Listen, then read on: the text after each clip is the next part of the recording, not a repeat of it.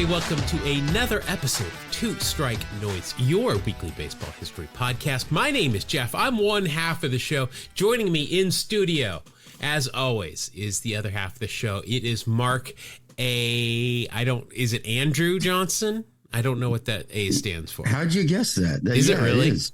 Yeah, it's Andrew. Andrew or Albert were my two guesses. Nice one. You win the prize turkey. I ruled out Adolf. Because it's generally not used It's a lot. bit of a dead name, yeah. But It actually was a very popular name in Germany and places that spoke German. And then for some reason, it completely dropped off the face of the earth. yeah. Okay. Well, let's move on quickly. Let's see. We're back here. Show number 252. We got a lot to cover here today, so let's get right into it here, Mark. First of all, let's see. I found this. This is really, it's kind of funny. It's from Steve Stone. This is back in 1992. This is a Cubs broadcast. He's with Harry Carey. They're at San Francisco at Candlestick Park. They're playing the Giants, and a young Sammy Sosa is on the Cubs already at this point. And this is Steve Stone telling us what kind of player Sammy Sosa is going to become. Right now, Sammy really is not hitting the ball to take advantage of his speed. Now, he's got some power, but he's not going to be a 30 home run man. And he's hitting far too many fly balls to take advantage of that good speed. Eventually, they'll get him hitting down on the ball, be able to hit some line drives and ground balls, and maybe get some infield hits. I'd say that's a swing and a miss by Cy Young Award winner Steve Stone. I don't think his scouting was accurate. Well, I mean, we can't really hold him to that, right? Because who knew that Sammy was going to start, juicing?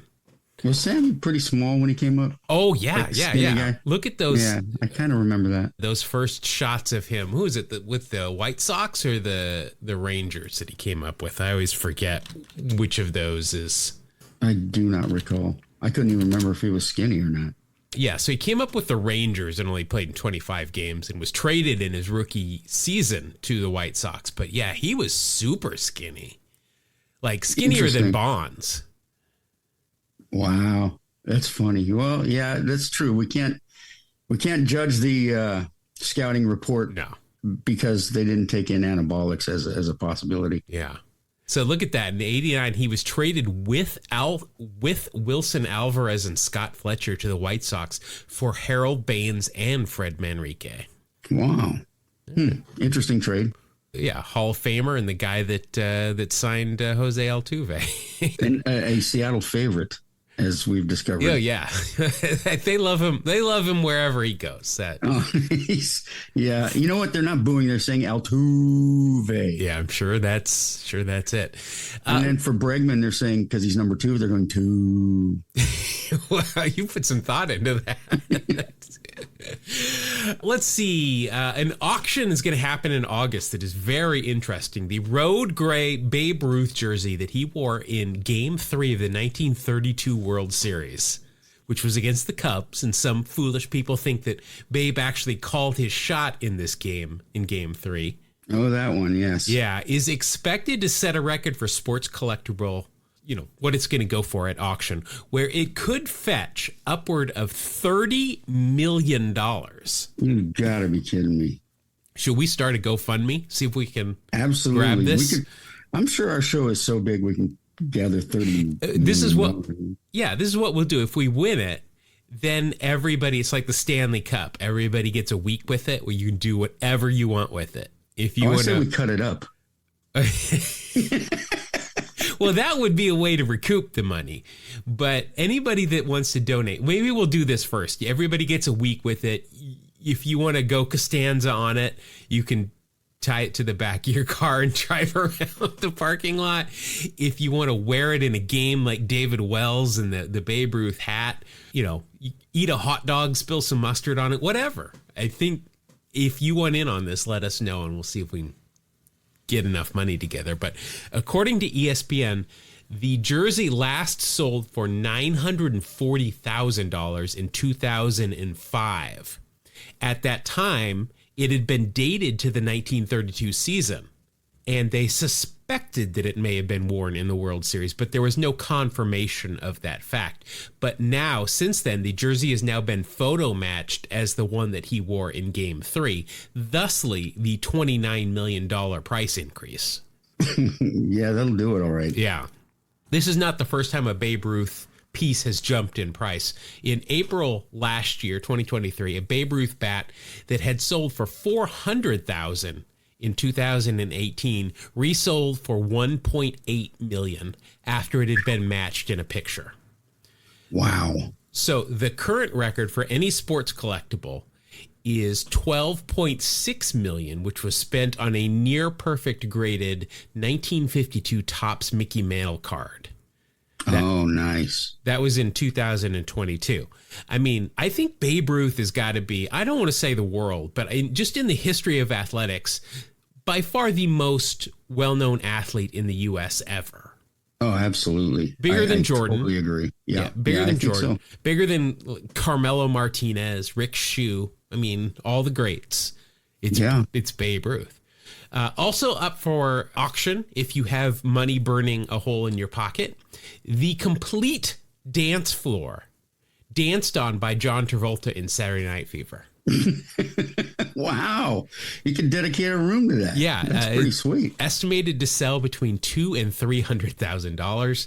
Also, the complete Wonder Woman costume made for Gal Gadot is estimated between $60,000 to $80,000.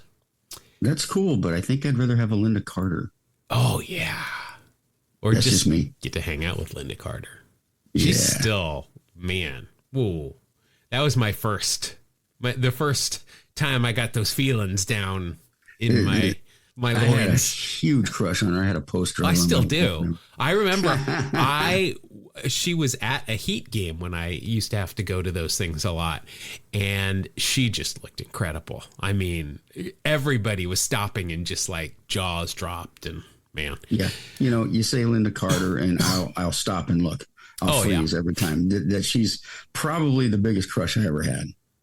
It was I wouldn't say biggest, but my first for sure. Yeah. Yeah. Oh, all right.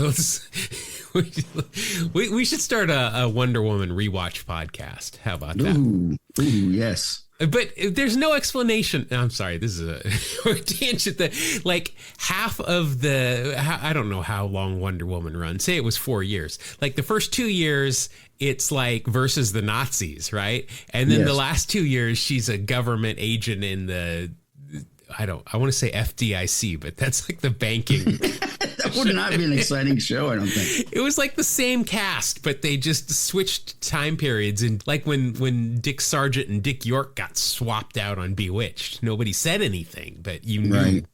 All right, some other items. The original Ark of the Covenant prototype that was used during the making of Indiana Jones. Ooh, Raiders of the Lost Ark. Yeah, that one's good. Yeah, that one's going to be up for sale. And a jacket that Michael J. Fox wore in Back to the Future Part 2 is expected to sell between $10,000 and $20,000. Wow. You know what? I'm going to have to tell my brother, Tim, because he has an entire room in his house dedicated to Harrison Ford. And it's just filled with every year at Christmas. Like this last year, I got him the Fertility Idol. A replica from Raiders of the Lost Ark. And then he also owns a DeLorean, so he collects DeLorean stuff. He'd like that jacket, too. I wonder if he's got a few $100,000 sitting around. Well, he doesn't know. He just needs 10 to 20,000. That's all. Oh, well, maybe we can come up with that. Let's see here. This was great. This was a week or so ago. The Minnesota Twins were in Washington to play the Nationals. We've talked about this before. A couple of teams still are not still. They brought him back, but they're still doing it this season. Bullpen cards, should anybody want to use it. Very few relievers take advantage of this, and I don't get it. Those things are classic. I mean, that could end up being a baseball card. You writing in a cool bullpen card, I'm taking it every time. But Twins reliever Steven Okert, he took advantage of his time in Washington, and he rode that thing out to the mound. He said he first started using the bullpen cart when he was with the Marlins, but this time he came prepared, and he was ready? Because he had a $5 bill in his pocket when he jumped in this thing. So he could tip the guy? Yep. He said, quote, I was carrying it the whole series waiting to get in. Yeah.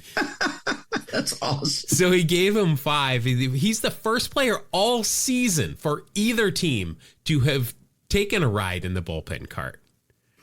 That's awesome. Yeah, he tipped them. There's video of it, and the guy's shocked. The driver's like, he said, what do you got, your wallet on you? What's going on? So that's pretty great. cool. Do you want, Mark, a cameo from the mascots of the most dysfunctional team in Major League Baseball? Sure. Well, you can now. For only $200, you can get Mr. and Mrs. Met to do a cameo video for you. Wow, I got to consider that. Yeah, cheaper than that jacket that Michael J. Fox wore. Well, quite a bit, but things that are listed in the cameo ad here that Mr. and Mrs. Met could do for you include pep talks, roast somebody, or give advice. Now, name me a mascot that can talk. Yeah, I don't recall ever seeing one. What advice are they going to give you at this point? Who takes advice from a mascot? What in the world? Well, I mean, unless it's about what do you do if you have a huge head? Well, get a big pillow. That's what you do. Rim shot. Yeah. I might pay for Gritty or like the Fanatic, but sure. Mr. and Mrs. Met. No, I mean, they're not even that great. I mean, they're just a big baseball head. Yeah, the baseball head mascots. There's a few of those. How about maybe even the San Diego Chicken? Oh, there you go. Ted Giannoulis. That's absolutely a great idea. Or how about that short-lived Yankee mascot that was like there for 2 weeks that kind of looked like Thurman Munson and a Muppet, a pinstriped Muppet? Yes. That thing. Oh, man, I forgot about that, thankfully. I forgot what its name was, but it was not there for long. I do. We make fun of the Yankees, but that seems a little bit beneath them to have a mascot of any sort. Oh, the Red Sox have a mascot. They think highly of themselves. All right. Let's see. We teased it last week, which I'm sure is probably the only reason why anybody is back this week to listen to this show. But my Field of Dreams whiskey arrived last week. Woo! So let's go over the 2 bottles. Well, let's just do this. Let's go over one of my bottles and we'll decide maybe we hold off until next week on the second bottle. But I got 2 bottles. They're individually numbered. There are, does this mean there are 23,114 bottles that they've made and sold? I mean, there's... You got me. There's only so much wheat out there in the Field of Dreams in the outfield. But I got 2 bottles and they are hand numbered here. And what you do is you go to their website, you pop in that number and it'll tell you. This is what I'm a little disillusioned. I thought each bottle was just one individual player. But what it is it's a one individual date. So it's like my first one here is number 285. So if you plug that into their website, it'll tell me that this date corresponds to Friday, May 7th, 1875. Oh, wow. So I get any player that made their debut on that date. So it's not just May 7th all time like we do with our debuts. It is May 7th, 1875 in this case. So I got one of the 2 players is named John Carbine, C-A-R-B-I-N-E. Maybe he invented the carbine engine. I don't know. Maybe. But maybe he lost a limb from it, and that's why he was such a good player. Well, now I looked this stuff up. So John Carbine only played for 2 years, and he only appeared in 17 games. He was a first baseman, first in the National Association with the Kokuk Westerns. That's who he came up with in 1875. And then the next year in 1976, he played for the Louisville Grays. He has a lifetime batting average of 115. He has a lifetime on-base percentage of 115. And he has a lifetime slugging percentage of 115. 7 career hits, all singles. He does have 3 RBI. He struck out only once in 61 plate appearances. Well, good for him. Yes, that's pretty good. Lifetime WAR of minus 0.4, though. So his batting average ranks up there with Jose Abreu at this point. well, this season. Well, yeah. Let's see. He unfortunately passed away September 11th, 1915 at age 59.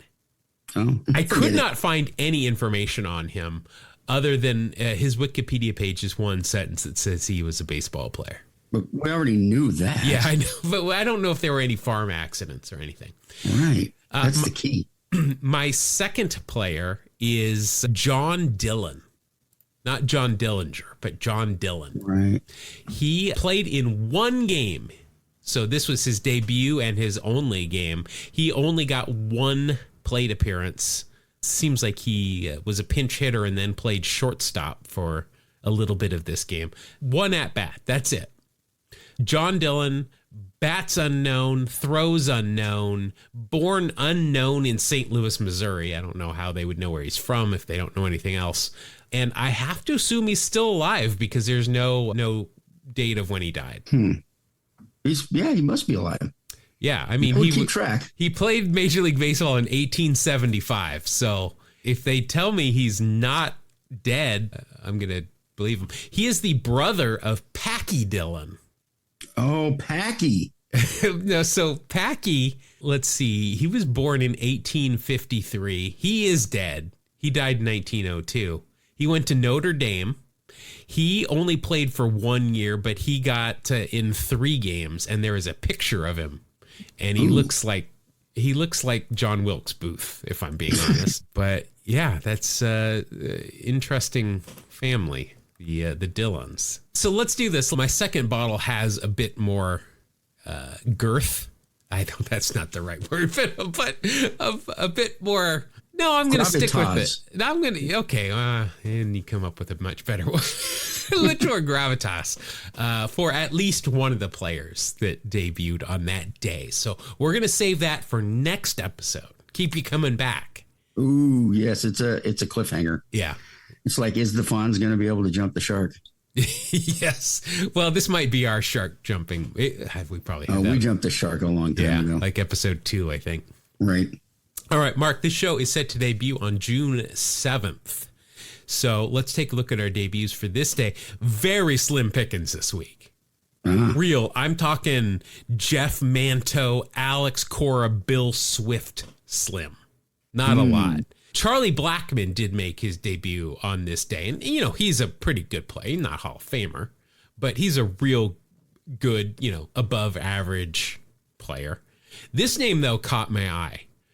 Radams Dykhoff. Now that's a name. Now I'm saying Dykhoff. It might be pronounced Dickoff. I don't know. Dykhoff. He played in a single game in 1998 for the Orioles. That's it. Just like Dylan, my guy that I've already forgotten. You're not going to tell me to use Dickoff in a sentence, are you? Well, I've already heard you use that in a sentence several times before. Let's see. His cousin, though, Sidney Ponson.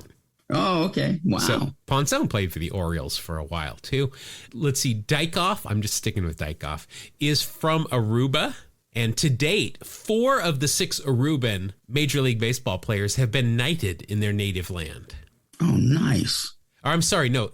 Yeah, 4 of the 6. Also, Xander Bogaerts and Chadwick Tromp.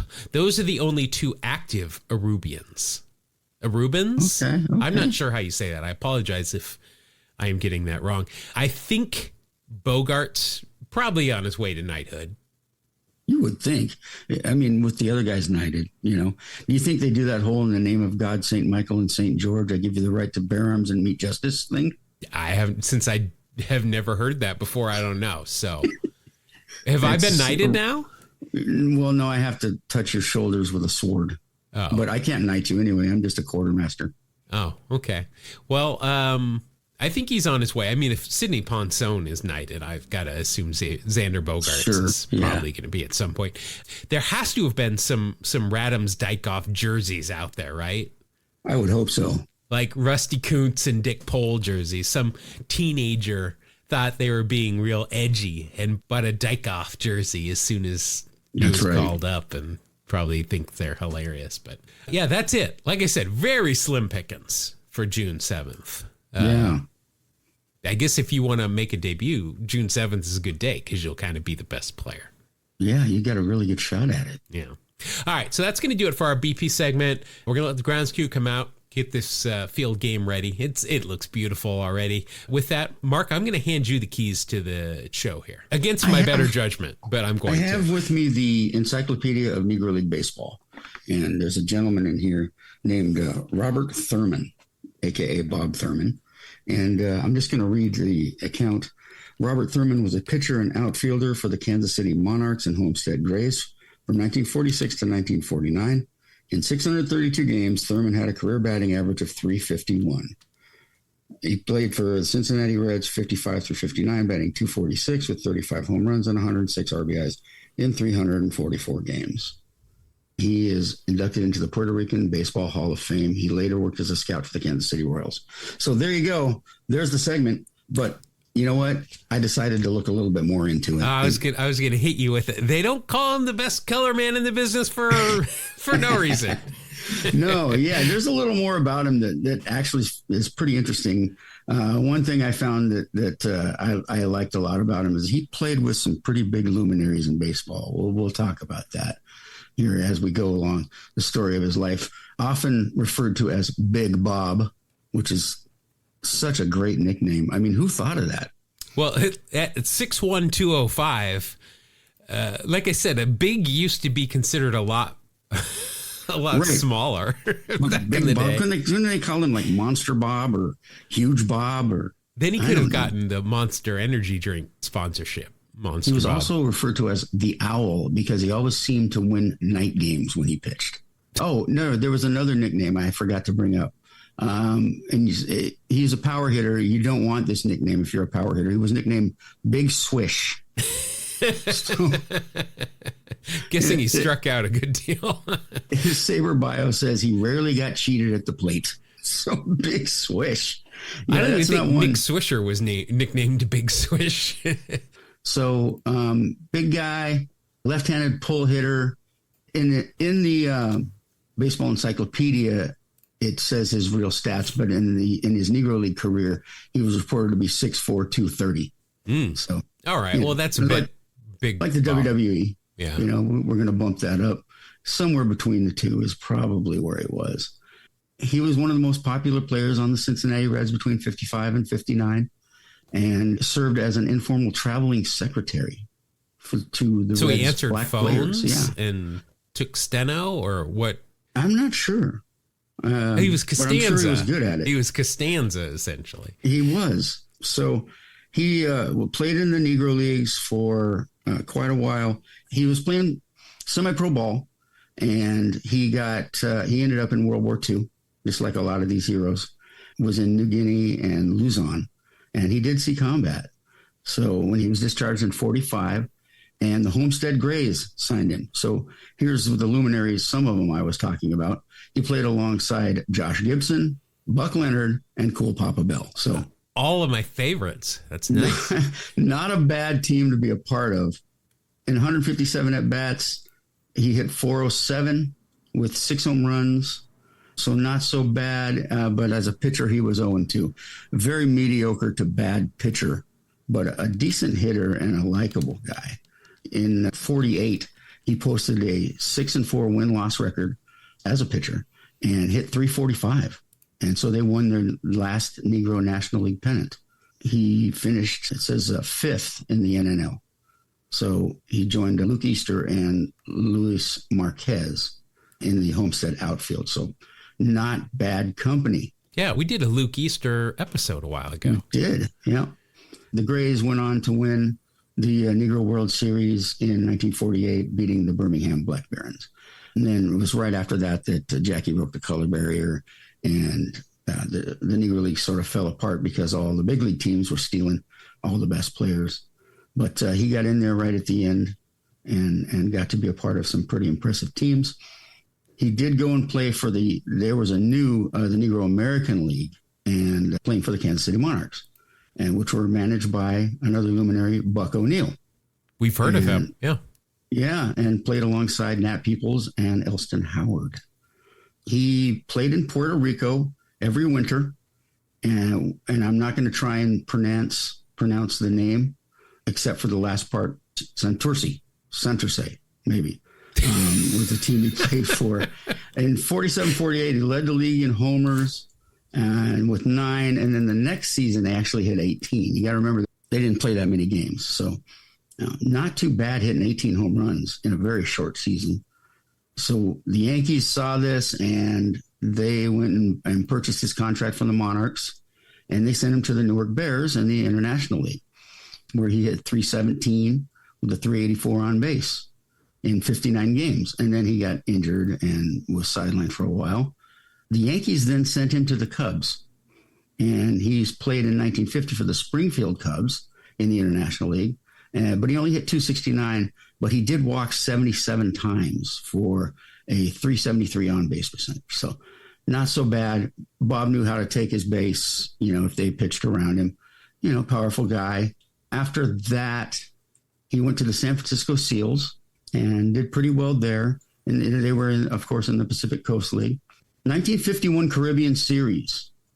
He hit .364, drove in 6 runs and scored 6 runs, and Santurce won the title.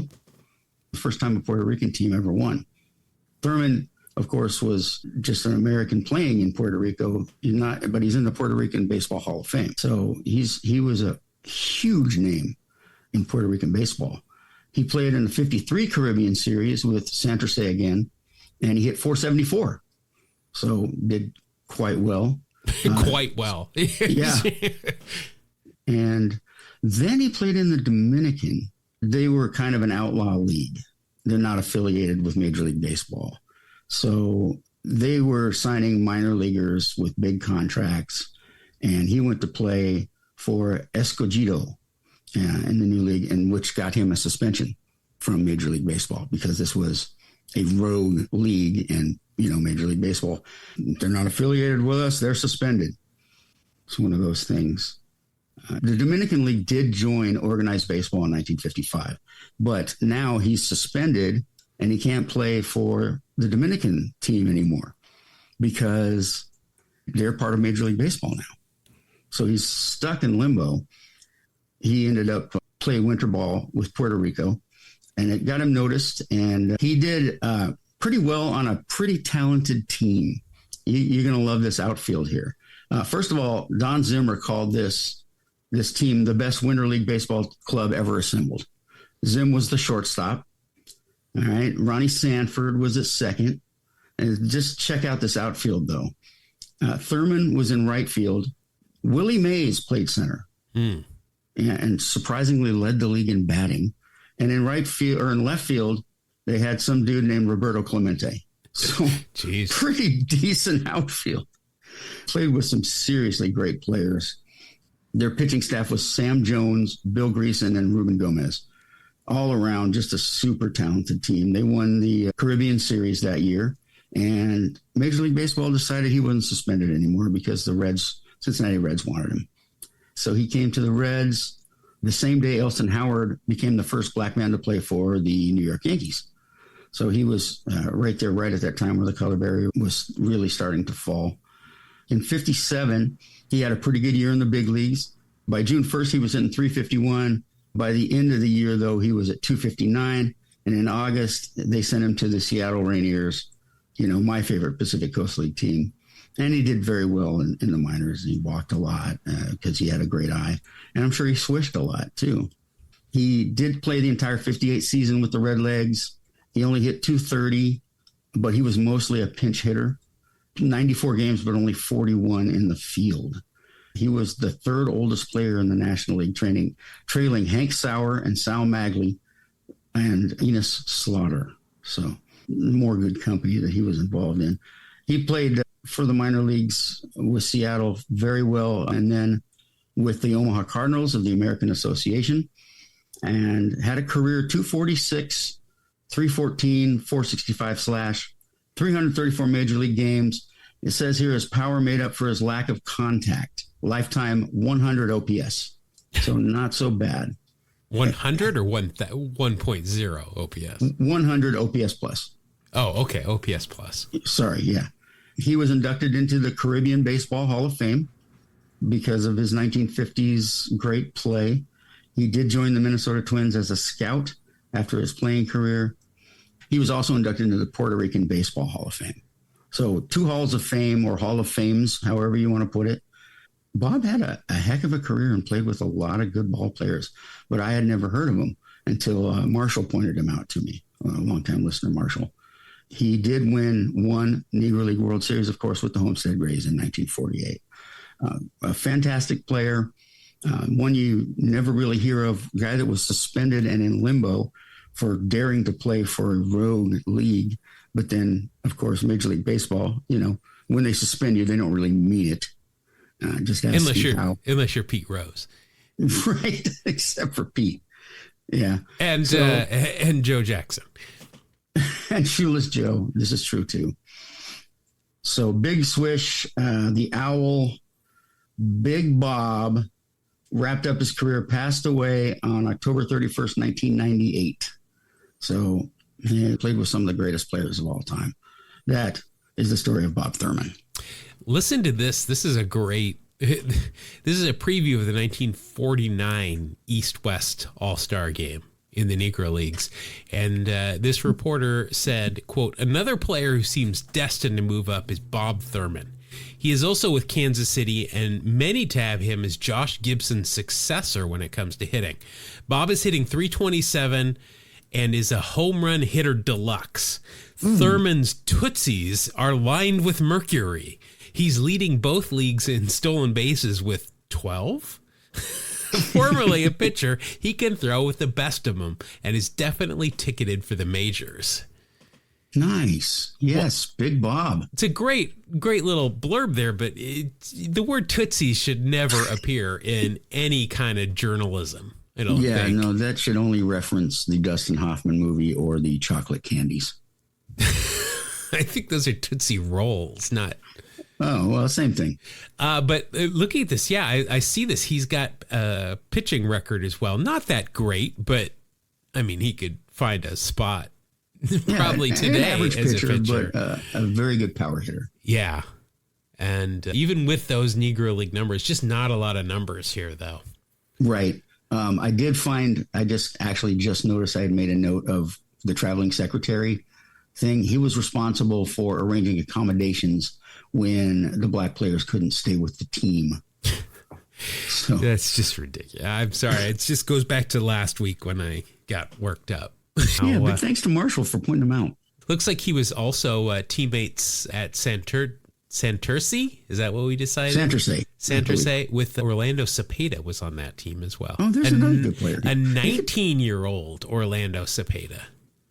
Yeah, that's pretty awesome. Bob told everyone he was born in 1921 because there were not good records. Actually, he was born in 1917, but he didn't admit that until his playing career was over. He tahaded them. He did, and he made his major league debut at 38 and was still playing in the big leagues at 42. Thank you for that, Bob Thurman. Now we know. Now we know. Now you know the rest of the story. All right. And way to date yourself there, Paul Harvey. All right. Thank you for that, Mark. Thank you for bringing that up, Marshall. That's going to do it for this segment of the show. Mark, why don't we head into the final segment of the show now? I like the final segment. It's fun. Yeah, well, you like it because last week I smoked you. Oh, wait, no. I did not do a good job of picking my cards. That's more of, I guess I liked it last week a lot more than you did. But yeah, let's get into it. It's time for Wax Pack's Heroes. Wax Pack Heroes. All stars in his eyes. Wax Pack Hero. Gonna pull a Wax Pack Hero. All stars in his eyes. Wax Hero. On the podcast tonight. All right, Mark, looking at the big scoreboard here, you've got a lead. We're early in the season, but you've got a lead. You're up 3-2. And if this is your first time here, let me tell you how we rock this part of the show. We're going to open up some old baseball cards. And what we're going to do is we're going to take the Baseball Reference War of the year of the card that we are looking at. In this case, we're going to finish up some of these 2003 tops, and we're also going to mix them in with some 1991 score. So we'll be looking at either the year 2003 or 1991. We'll add those up. We'll go head to head, kind of like the card game war, where we'll each have one card, and if you have the higher WAR, then you collect those cards. First 1 to 5 wins. You can add some extra things on, though. Anything that we consider an 80s baseball aesthetic. So that means real stirrups, glasses, big science teacher glasses, or flip down glasses, or just regular shades. I don't care. Mustaches, eye black. Anything like this, you're going to get an extra 1/10 of a point. But if you're wearing something like a 2-in-1s, or you're wearing high tops and 2-in-1s, and your pants pulled up, that's going to be a -1/10 of a point if we don't like that. If you want any awards the year of the card, that means things like Rookie of the Year, Cy Young, MVP, All-Star, or we're a Gold Glove winner, you get a 1/2 a point for each of those. If there's a Hall of Famer on the card, regardless of whether they're in focus or not, well, not just in focus, but I guess the focus of the card. Let me put it that way. That's a whole extra point of WAR. If Ricky Henderson shows up in any pack, I automatically win that round. If Nolan Ryan shows up in any pack, Mark automatically wins that round. If we can find any pop culture references easily found, that is going to be a 5th. That's going to be a 1/2 a point for each of those, unless it has to do with Seinfeld, The Simpsons, or Sabrina the Teenage Witch. Then you get a whole point for that. And if you appear in the Mitchell Report or were suspended for anything nefarious during your career, that's going to be a -1/2 a point as well. Point of clarification, Jeff. Does a bullpen cart in the picture count as 80s aesthetic? Sure. Okay. Just wanted to know. Do you remember? I don't know that I've ever seen a baseball card with somebody in a bullpen cart. Well, I've seen them with the cart in the background. Oh, okay. So you're just saying if it's in the picture. All right. Yeah. All right. This is what we're going to do. We need to finish up this pack of 2003s. So we are going to use the final 8 cards here, and then we'll get into the scores if we need to. Most likely. Let's see here, Mark. So we're going to do this the same way we did last week here. I'm going to shuffle these up a little bit, and I'm going to just take the first 2 off the top. Do you want the first card or the second card? Oh, we have to do this again? Yeah. I'm terrible at this. Okay, you want me just to divvy them up? The first 4 are going to be, I got 4 in my left hand and 4 in my right hand. How about that? There you go. Okay, yes. I'll go right. All right, so you're going to take right. All right, so your first card, not a Hall of Famer. A lot of people say he should be, though. I saw plenty of this guy. It's Andrew Jones. Andrew, yes. Solid ball player. Pretty good on defense, too. Very good on defense. The Curacao Kid. You know what? I watched him from behind home plate for a good portion of his career. Never heard him called the Curacao Kid. Okay. Never once. Let's see here. Overall, 17 years in the big leagues, 12 with Atlanta, 2 with the Yankees, and then Texas, the Dodgers, and the White Sox. Remember, he came up, he might have, I don't remember, did he make his debut in the playoffs in 1996? Well, no, he couldn't have, because I see he's got 31 games here in 1996. So he obviously played during the regular season, but then in 1996, at age 19, he had a really good October. And that really announced him on the scene. You mentioned defense, 10 Gold Gloves, 5-time All-Star. Let's see, in 2003, good news for you, he was an All-Star with Atlanta. 156 games, 277 average, 338. Also won a Gold Glove that year, so that's a point right off the bat for you. Let's see, 36 home runs, 116 RBI, and a 117 OPS plus. And that is a solid season. That is going to be a 4.9 plus the whole extra point for the All-Star and the Gold Glove. That will be a 5.9 right off the bat. If we look at this card, it's a good card. It's in Turner Field.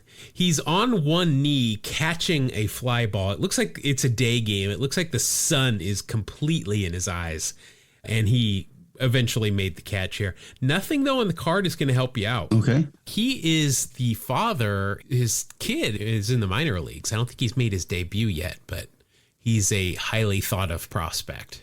Drew Jones. I don't know how he came up with that name. Yeah, what's that? Also played in Japan. He played for Rakuten for 2 seasons. Wow, good for him. In 2013 and 2014, he appeared in 143 and 138 games. So he was in Good for all him. the way. Good for him. Didn't hit that well, hitting about 230 average. Yeah, over those 2 years, 232 average. He did have 50 home runs, 165 RBI, and 6 stolen bases. He held the Braves record for most home runs in a season until Matt Olson surpassed it in 23. It was 51 he hit, right? Yeah, 51 home runs. And yeah. that was later in his career. That wasn't like when he was young. It was 05. Yeah.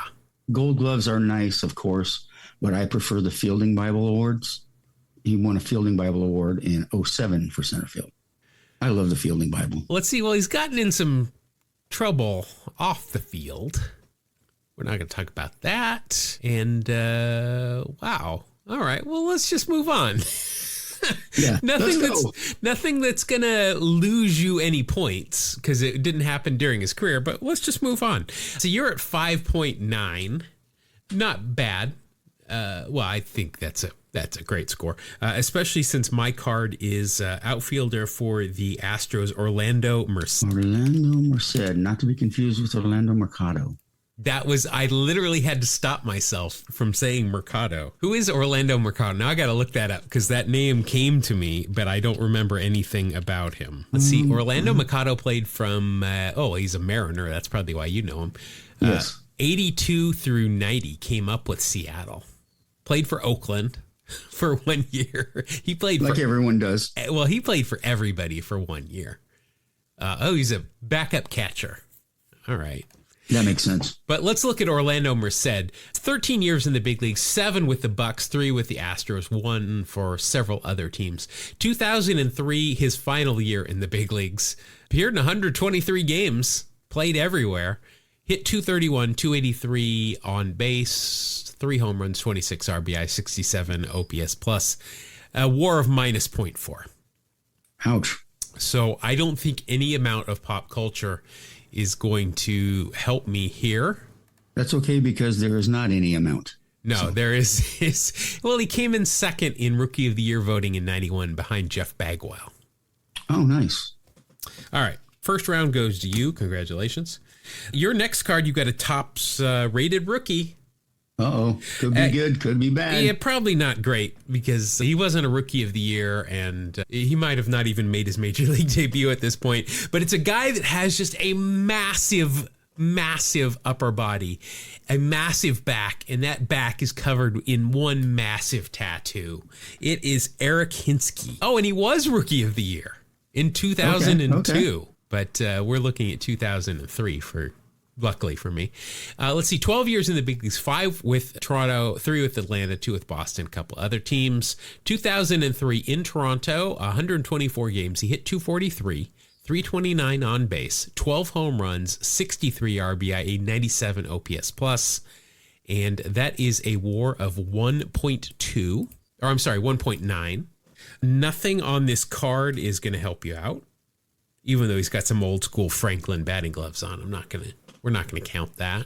I know he's coaching a lot. He has always been a coach since he retired. Oh, he was the Mets hitting coach last year, but was let go when Carlos Mendoza took over. Oh, yes. Now, the Mets had a great year last year. Hinske enjoys metal music, and his walk-up song was Walk by Pantera. Nice. Has a large set of tattoos incorporating Japanese iconology that completely covers his back. See, I already told you that. We don't need this. Yeah, we were way ahead of this. Yeah. Oh, he's got a street named after him in his hometown of Menasha. Nice. So, okay. That's never going to happen for me. You don't know that. Unless I buy the street. Well, it's a possibility. It is. Let's see. With all the money we make from this show? Are you kidding me? All right. So you're at 1.9. Let's see. And you are going up against my card. Pitcher for the Twins, I vaguely remember, Kyle Loesch. HSE? You got it. Yeah, I remember him a little bit. Yeah, I remember. We remember how to pronounce his name. Yes. This is the longest pronunciation guide in the history of Baseball Reference. It's Lohsh, and then in parentheses it goes long O, rhymes with kosh in kosher or COC in precocious. Oh, that is okay. a very thorough description of how to say his name. Let's see. He was a member of the 2011 St. Louis Cardinals, who won the World Series. Overall, 16 years in the big leagues, 6 with Minnesota, 5 with St. Louis, 3 with the Brewers, 2 with the Reds, 1 apiece for Philadelphia and Texas. In 2003 with Minnesota, he went 14-11 with a 4.61 ERA, 201 innings pitched, 211 hits, 130 strikeouts. That is good for a 98 ERA plus. And that is good for a WAR of 2.3. Oh, you just barely beat me. Well, yeah, I mean, we still got things to check out. Nothing on this card is going to help me out, however. Traded by the Cubs to the Twins for Rick Aguilera in 1999. His mother has Native American and Filipino ancestry. Oh, interesting. And his father is German, but he doesn't think of himself as anything but Merkin. Let's see here. I am guessing there is not much in the way of pop culture. This is interesting. He was one of the biggest surprises for the Cardinals in the first half of the 2008 season, going 11-2 with a 3.39 ERA. He was later suspended for 5 games for throwing at Reds pitcher Edinson Volquez. See, we minus for suspensions, but not for that kind of suspension. No, that's encouraged. Well, I don't really like throwing at people, but okay. All right, so that's good news for me. I'll take that win. You've definitely got the better cards here. Your next card is outfielder for the D-backs. It's Luis Gonzalez. One of my heroes. Gonzo. I know we've had him before here. 5-time All-Star, home run derby champ. Don't think of that when you think of Luis Gonzalez. Member of the 2001 D-backs that won the World Series. Overall, 19 years in the big leagues, 8 with the Diamondbacks, 7 with the Astros, and then Cubs, Dodgers, Florida, and Detroit. In 2003, good news for you, All-Star year. Nice. At age 35, 156 games, hit 304, a 402 on base. Wow. 26 home runs, 104 RBI, and that is a 134 OPS plus. And that is good for a WAR of 3.2. Very nice. I will take that. Yeah, Gonzo, as usual, has got a goatee here. So yes, you'll get points for that. That'll bring you up to a 3.3. I don't see anything else on this card that's going to help you, though. Oh, wait, no, I do. Well, help me. He has got just barely any stirrup showing, but it is a 2-1 because I can see white between the bottom of the stirrup and the top of his shoe. That's the worst thing you could do is pull him up too high. Yeah, and I don't understand. Why didn't they just sew it around the heel, underneath the heel? Right? Did it really save that much money, and was it worth it? No. I would venture a guess that we probably talk about stirrups more than any podcast. Well, I can tell you this. We talk more about 2-1s than anybody on this planet, probably. I'm sure, yeah. Traded by the Astros with Scott Service to the Cubs for Rick Wilkins. Wow. Left-handed Cubs catcher. So, left-handed batting. Yes. Left-handed hitting Cubs catcher. Yes. It was a catcher for catcher trade, and then Gonzo was thrown in. I would say that he ended up getting the last laugh there. Yes. Oh, look at this. I know we mentioned this last time. Played for a Legion team that other alumni includes Lou Piniella, Tony La Russa, Tino Martinez, and Gary Sheffield. That's pretty good. That is pretty good. Let's see. Was accused of using performance-enhancing drugs. Accusations don't cost anything. Yeah. No, it's just unless we see the word Mitchell report or he was suspended for it. Yes. I don't see anything else here. Oh boy. We'll steer clear of his political endorsements. I understand it though. He is a big deal in Arizona. I mean, he is really very revered there. So I understand why him endorsing somebody might be something you would look for. He beat the Yankees. I mean, this is a big guy. Nothing else there, it's going to help you. So 3.2 for you there on Gonzo, going up against my Dodgers shortstop, Cesar Izturis. Cesar Izturis. Yes, one of my favorite, use this name in a sentence. No, Izturis is Residente. I have never heard you whip that one out, and I like that one. Thank you. Thank you very much. That's great. Brother of Mesa Izturis, who I vaguely remember as well. Wow, Mesa played for 11 years.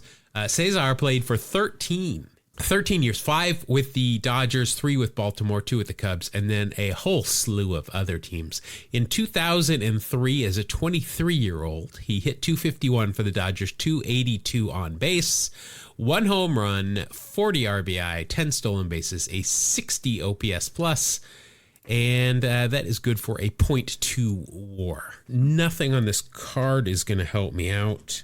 Wow, that's a big glove for a shortstop. Very big glove.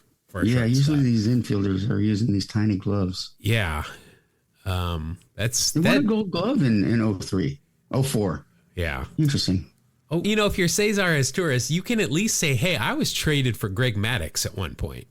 There you go. You traded by the Dodgers to the Cubs for Greg Maddux. Played on a few different teams. Yeah. Well, a few being like 18.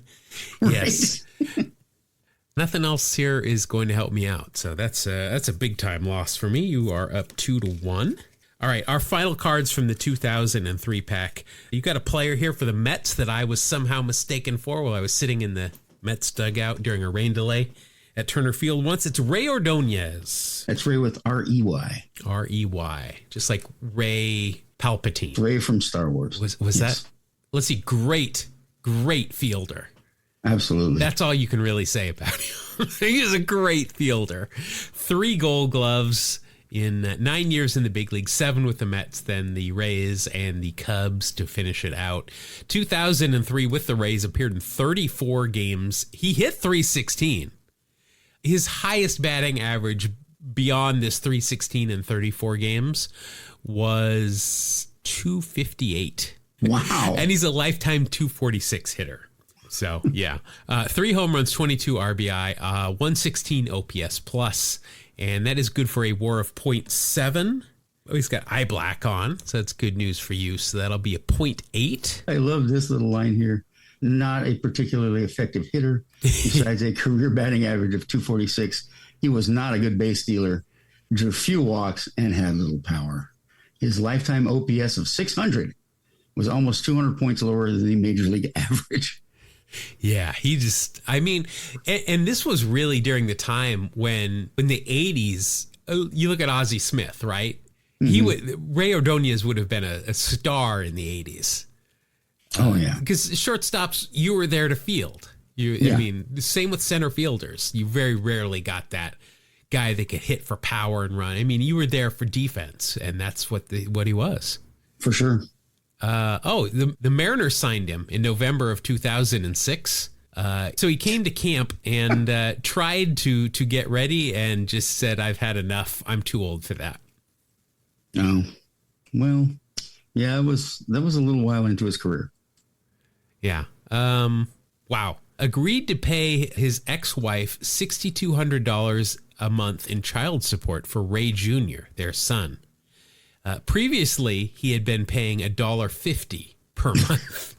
That's horrible. It was a ruling from the Cuban court, so that's like probably a lot of money. Yeah, and there's a great picture of him in the Mets dugout here holding a Beanie Baby. Okay, that's adorable. Dates the picture. Also, I know there's a pretty famous picture of Mike Piazza holding a Beanie Baby too, probably the same day. Because they used to give those away at ballparks, I remember. All right, so you've got a .8. I could tie it up here. My card is catcher and Brooklyn, New York native, Paul LaDuca. Let's see, 11 years in the big leagues, 7 with the Dodgers, 3 with the Fish, 2 with the Mets, 1 for the Senators, 1 for the Nats. 2003, good news for me, All-Star year with the Dodgers, 147 games, .273 average, .335 on base, 7 home runs, 52 RBI, a 91 OPS plus, and that is good for a WAR of 3.8. Wow. Plus the All-Star. I mean, even if he's got some Mitchell Report, it's not going to matter here.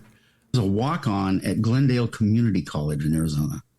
So it's not just a walk-on at a college. He was a walk-on at a community college. Wow. Yeah. Wow. He did pretty well. Remember this? 2019, umpire Joe West filed a defamation lawsuit against LaDuca. LaDuca said on a podcast, hey, come on our podcast. In 2019, Billy Wagner said, hey, Joe loves antique cars, so every time he comes into town, I lend him my 57 Chevy, and I get a bigger strike zone. So, yeah, so he sued him. Oh, and here we go. LaDuca named in the Mitchell Report. Uh-oh. Like I said, it doesn't matter. I won big enough. He also said, I took PEDs. I'm not proud of it, but I did. Interesting. Well, at least he admitted it. Yeah. Also, he's now a horse racing handicapper, apparently. Yes. Saratoga Live. I do watch that every once in a while. All right. Well, good news for me. That's going to tie us up now, 2-2, and we're going to head to the scores. 1991 score. So I'm just going to go ahead. I'm going to give you the first card. I'll get the second card. We're just going right down the line. Okay. That works for me. Well, that wasn't a good idea. Okay. At least we know you're not looking ahead. Yeah. Your first card is a Hall of Famer. It's Timmy Raines. Now, he's going to get a minus. You'll get the whole, Hall of Fame, but you're going to get a minus because of the cocaine. Oh, yeah. The cocaina. I don't think that's going to hurt you, but let's see. Timmy, 23 years in the big leagues. Montreal for 13, White Sox for 5, Yankees for 3, Florida, Baltimore, and one glorious season in Oakland in 1999. Let's see, 1991 with the White Sox, he was age 31. Let's see, 155 games, 268 batting average, 359 on base, 5 home runs, 50 RBI, 51 stolen bases, and a 98 OPS plus. And that will equal a WAR of 3.2. Okay. You get the Hall of Fame bonus. He does have eye black on here, so you'll get that too. I'm not going to give it to you because you're going to win this round anyway, but he's wearing an Expos uniform. It's just beautiful. It's the road blues. He's got the batting helmet on with the 3 colors. He's got old school Franklin gloves that are red and blue. It's just a good looking car. We've talked about Rock millions of times and what a solid, outstanding player he was. Also one of the few major leaguers that played in a major league ball game with his son. Oh, yeah. That's interesting. Now, I don't remember how he got the nickname Rock. It wasn't because of cocaine, I hope. Oh, man. Yeah, I don't know. I remember a couple of his baseball cards say Rock Raines, and he wanted that. Like it wasn't something the card company did. He said, I wanted it to say Rock Raines on my card, which is interesting. Yeah. Let's see. I don't know if there's any pop culture references for our guy. I mean, he was in a seminal Sports Illustrated article for me about him and Ricky Henderson, but oh, okay. Let's see. Just like Ricky, he had a bunch of football scholarships and wanted to play in the NFL, just like Ricky. Yeah, he's written a book, but nothing that's gonna get you any kind of pop culture points. So only a 3.8 for Hall of Famer Tim Raines. I have got here somebody that Ricky Henderson let room with him when he was a rookie coming up with the A's. Tony Phillips. Not every podcast is going to give you that. Ricky Henderson let him sleep on his couch when he was coming up. That's right. Kind of content. Not everybody's going to know that. No. 18 years in the big leagues. 9 with the A's, 5 with the Tigers, 2 with the Angels and Sox. White Sox, that is. And then the Mets and Toronto for 1.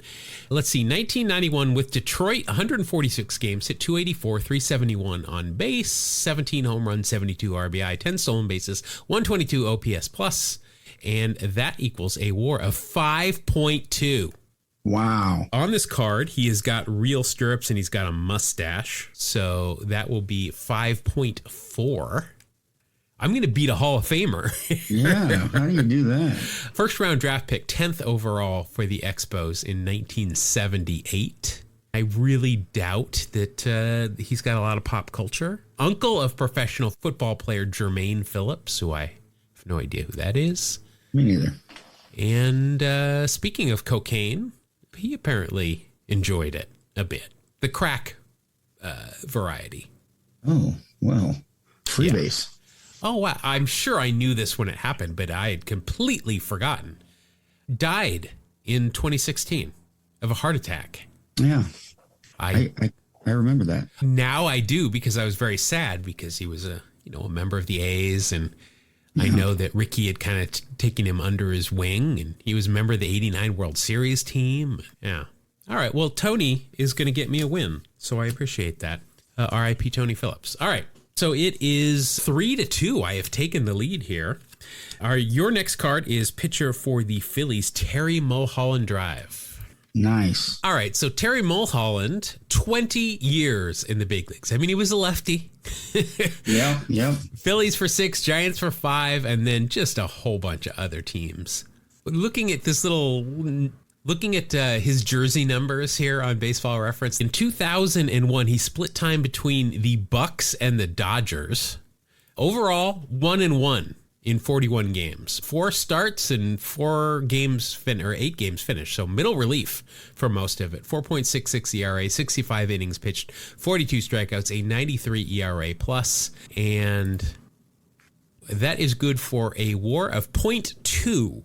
Okay. I don't see anything on this card that's going to help you out. He is wearing long sleeves and a turtleneck, but nice. Like if it was short sleeves and the mock turtleneck, maybe I'd give you a tenth of a point. Or even a dickie.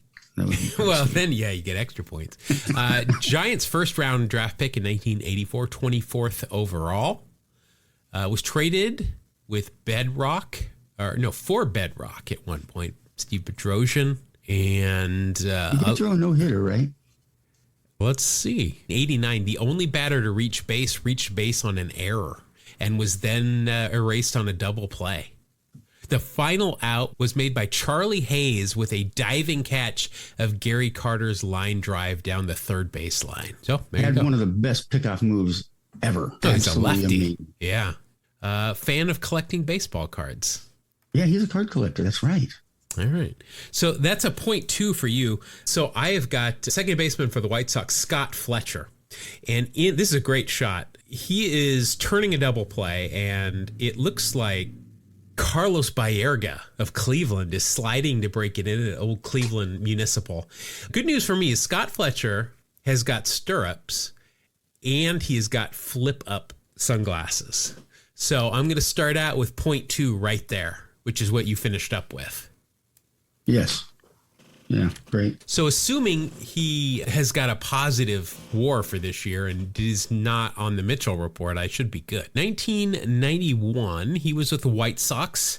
90 games, 206 average, 262 on base, 1 home run, 28 RBI, a 48 OPS plus. Wow. And a WAR of minus 0.6. Wow. Scott Fletcher, you just made the list. Well, he was drafted in the first round 3 times, once by the A's, once by the Astros. He said no. Then the Cubs signed him, picked him 6th overall in 1979, and he signed with them. At one point, he was traded with Wilson Alvarez and Sammy Sosa by the Rangers to the White Sox for Harold Baines and Fred Manrique.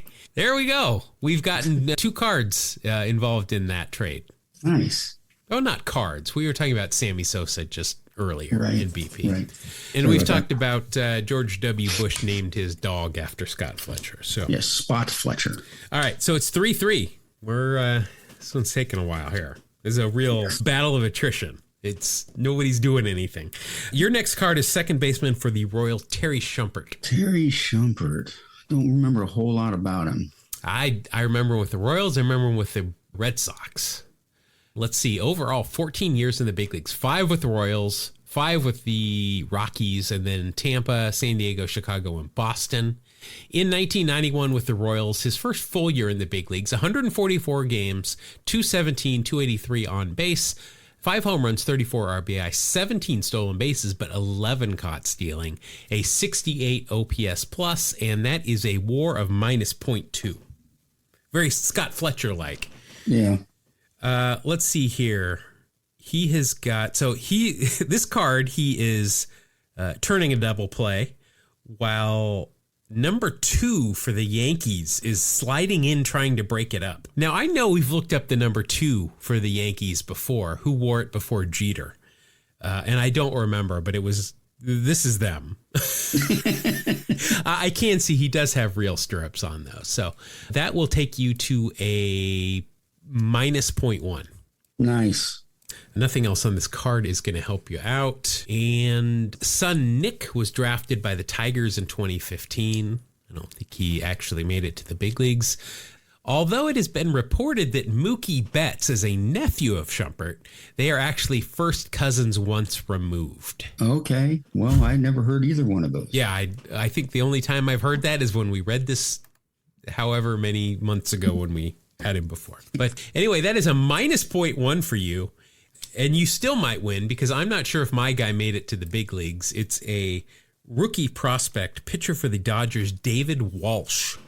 Yeah, I don't have a clue on that. Well, he made it in 1990 in 20 games. But that was his only year, 1990. 1990, he went 1-0 with a 3.86 ERA in 20 games. 15 strikeouts in 16 innings pitched. What happened to him? Did he get injured? Because those numbers seem pretty good. He pitched 14 games in Albuquerque in 1991. Oh, he's got real stirrups on. He's got real stirrups on. Oh, man, that might do it for you. Yeah. David Walsh, way to go. He after baseball, he became an English teacher at his alma mater, high school. So, well, good for him. Yeah. I like him because I win real stirrups with the win. All right, that's 4 for me and 3 for you. So here we go. I have not heard of either of these two guys. They're both rookie prospects. For you, you have got outfielder for the Orioles, Jeff McKnight. That is Knight, right? Correct. Yes. Like of the round table. Yes. Let's see. He's the son of Jim McKnight, who pitched for 2 seasons for the Cubs in the 60s. Jeff, 6 years in the big leagues, 4 with the Mets, 2 with Baltimore. In 1991 with Baltimore, in 16 games, he hit 171, 209 on base, 2 RBI, and 1 stolen base, a 15 OPS plus. That will equal a minus 0.5 WAR. Now, looking at this card, though, and if you look at any pictures on the internet, he has got some glorious science teacher sunglasses, or science teacher glasses that have progressive lenses in them. Oh, beautiful. Yeah. You're not going to get anything extra for the progressive lenses, but he's got that, and he has got a beautiful mustache on him as well. So, he's got a mullet, too. I'm going to give that to you, too. Oh, nice. So that'll give you 0.3 of a point extra. So that'll just take you to a minus 0.2 for Jeff McKnight. All right. So you are at a minus 0.2 there with Jeff McKnight. My pitcher is one for the Giants. It is Mark Dewey, who I believe invented the Dewey Decimal System, if I'm not mistaken. Sure.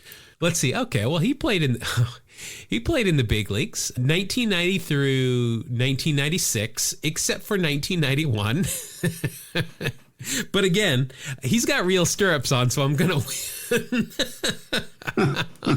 Oh, boy, I love stirrups. I really do. Truly, I love stirrups. 6 years in the big leagues, 3 with the Giants, 2 with the Bucks, 1 with the Mets. Overall for his career, a overall WAR of 2.7. I mean, he stuck around for a couple of years as a right-handed reliever, involved in a notable controversy in 1996 when he refused to participate with his teammates in a pregame ceremony intended to support research to cure AIDS. Wow. Okay. And he always wore his, the AIDS ribbons, right? Yes. He wore his sideways on purpose. Okay. To represent that Jesus fish. Oh, I see. Well, Kramer wouldn't even wear one. All right, I'm going to just be quiet for Mark Dewey. He might have got me the win, but I'm going to rip his card. Yeah, that does it. I've got to say, I mean, real stirrups won this thing for me. Totally. That's going to even us up now at 3 apiece. So, we got a crazy season going on. Yeah, it is crazy when Real Stirrups wins you the Wax Facts Heroes. But I will take it. All right, that's going to tie us up with 3 apiece. I like it. All right, that's going to wrap up this episode or version of Wax Facts Heroes. Also going to Also going to wrap up this week's episode. Thank you very much for joining us. If you want more of us, you can find us on all the socials. We're at Two Strike Noise. We are also, well, you can find that in the show notes, as well as our email address, which is there and in Mark's head. Yes, TWOstrikenoise@gmail.com. In case you have trouble spelling, that's twostrikenoise@gmail.com. And again, all this in the show notes. You just need to pop over there and you can click on stuff even. We've made it super easy for you. But thank you, everybody, for joining us. We will see you again next week in the on the next episode of Two Strike Noise. Thank you. God bless you. Have a great day.